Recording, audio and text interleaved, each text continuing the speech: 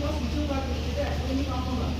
কারণ কি সেফটি বেল্টের কোনো ভূমিকা নিশ্চয়ই শুনতে রয়েছে, করে কাজ করেছে, নিজের মুখটা ভালো করেছে, সেফটি বেল্ট ছিল বলে ওখানেই পড়ে গেছে সার্ভিস করে। সেফটি বেল্টের এখানেই মূল্য বোঝা যায়।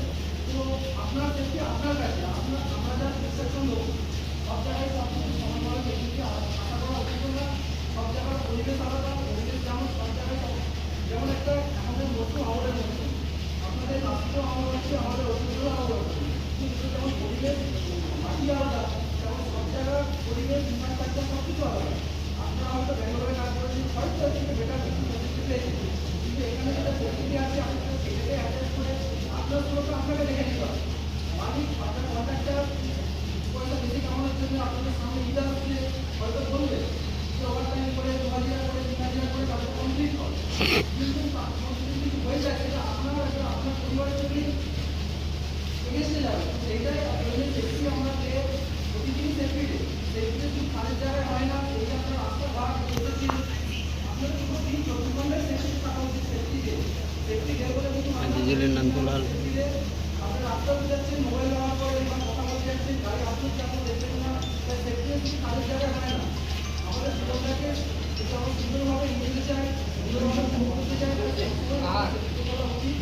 তো আমি এটাই বলবো যে আমাদের যদি কর্ম সেটার দিকে আসছে, এখনো পর্যন্ত আমরা সেরকমভাবে কোনো কিছু শেষ করতে পারি সেরকম করাতে পারে না। তাহলে ভালোভাবে সমাপ্তি করবো, এই প্রজেক্ট কমপ্লিট করবো কোনো বড় কোনো অ্যাক্সিডেন্ট ছাড়া।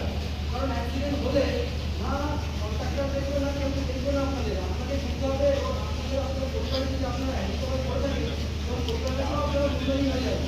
তো সেইটা ভেবেই সাইডে কাজ করবেন, না কন্ট্রাক্টের কথা হয়ে যায়। কারণ আমরা অনেক সময় আন্ডার প্রেশার আমাদের কাজের অ্যাসিডেন্টের জন্য আপনাদের প্রেশার জিনিসে যেমন মূল্য আছে, যেমন আমরা পর্যন্ত বলি না যে সেকেন্ডার সেক্টরিতে কোনো হেলমেটে কাজ করছে, আপনাদের হেলমেট করার কথা বলা হয়েছে, না হয় বলা হয়েছে আমরা ঠিক আছে।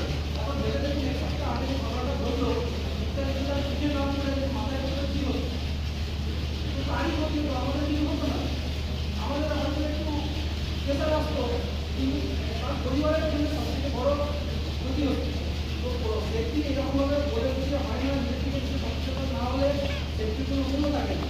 তাই আমরা চাইবো, আমরা সবাই মিলে চাইবো পরিষ্কার শুনে বড় কোনো অ্যাক্সিডেন্ট ছাড়াই যা হয়েছে হচ্ছে মাঝে কোনো অ্যাক্সিডেন্ট থাকে সেভাবে আপনার